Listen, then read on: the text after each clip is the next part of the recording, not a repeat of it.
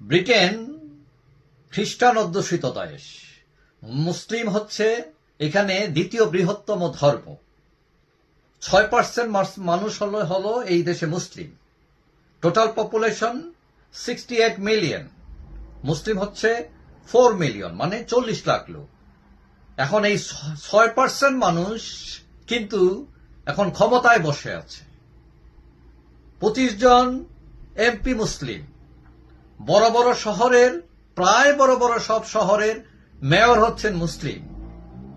লন্ডনের মেয়র সাদিক খান মুসলিম, বার্মিংহামের মেয়র জাফর ইকবাল মুসলিম, অক্সফোর্ডের মেয়র লুবনা মুসলিম, লুটনের মেয়র তাহমিনা সালিম মুসলিম, ব্ল্যাকবার্নের mayor Parvez Akter মুসলিম, শেফিল্ডের mayor Sufia Saeed মুসলিম, ব্রাইটনের mayor Mohammad Asaduzzaman মুসলিম।